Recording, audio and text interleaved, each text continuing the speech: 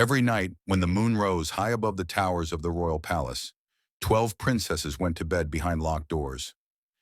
Heavy iron bolts were drawn. Guards stood watch outside. The king himself checked the locks before retiring for the night. And yet, every morning when sunlight spilled across the marble floors, the same mystery appeared. The princesses' shoes were ruined. Their soles were worn thin.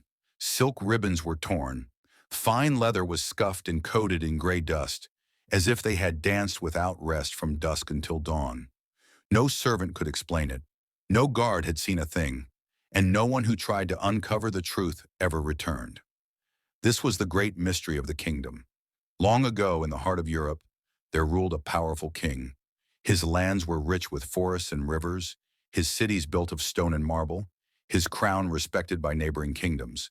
Yet despite his wealth and power, the king lived in constant fear, for he had 12 daughters, each more beautiful than the last. By day, their laughter echoed through the palace halls. Their grace and elegance were admired by all who visited the court. But by night, they became a source of dread. Each evening, the princesses were escorted into their shared chamber, a vast room with 12 identical beds covered in velvet quilts and embroidered sheets. Once inside, the king locked the doors himself and posted guards outside. Still, every morning, their shoes were destroyed. At first, the king suspected the servants, then the guards, then dark magic. Fear took hold of him. At last, driven by desperation, the king made a proclamation throughout the land. Whoever could discover where his daughters went each night would be allowed to choose one as his bride and inherit the kingdom. But whoever failed would pay with his life. The announcement spread far and wide. Princes arrived in shining armor, confident in their noble blood. Scholars came carrying books of spells and charms. Knights, hunters, and adventurers believed courage alone would protect them. Each was welcomed into the palace. Each was given a bed in the princess's chamber, and each failed. Some were never seen again. Others were found days later, broken in spirit, unable to speak of what they had witnessed. Soon, no one dared try. Hope faded, and the palace grew silent. One evening, as autumn winds swept across the kingdom, a wounded soldier limped toward the palace gates. His clothes were worn and patched, his boots were cracked, his face bore the marks of long battles and long suffering. He had no royal blood, no wealth, only patience, humility, and wisdom earned through hardship. Along the road, an old woman appeared before him. Her eyes were sharp, her voice calm and knowing. She warned him not to drink the wine the princesses would offer him. Then she gave him a faded cloak and told him it had the power to make him invisible. With gratitude, the soldier accepted the gift and continued on his way. At the palace, the king looked upon him with doubt. The soldier knew the risk and accepted it without hesitation. That night, the princesses welcomed him kindly. They laughed and poured him wine, their smiles sweet and inviting. The soldier raised the cup to his lips, but secretly poured the wine away. Soon, the princesses' laughter softened.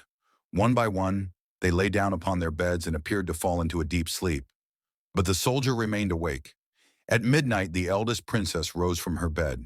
She tapped the floor beneath her feet, and the stone trembled.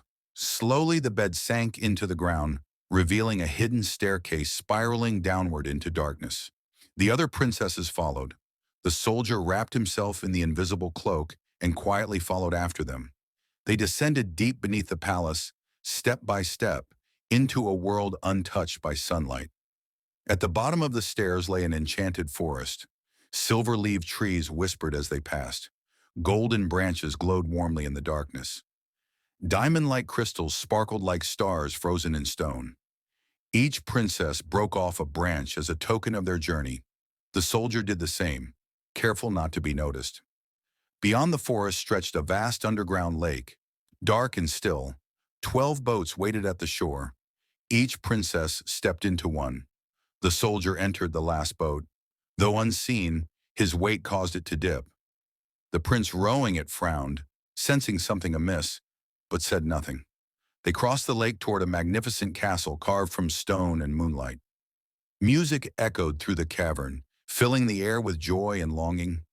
Inside the castle, enchanted princes waited. The music played without pause. The princesses danced.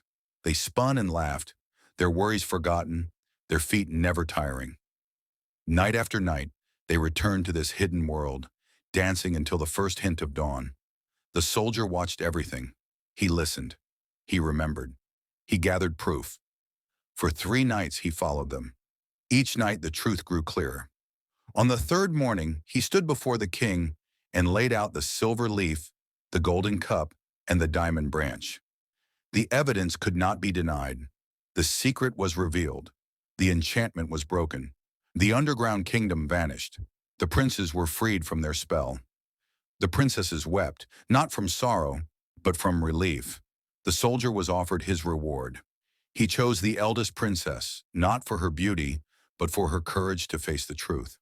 The king finally slept in peace, and the princesses never danced in secret again. For secrets always leave traces. Wisdom outlives power, and truth, no matter how deeply buried, always rises to the surface. And so ends the tale of the 12 dancing princesses. Story by African and Asian Folktales by Sora.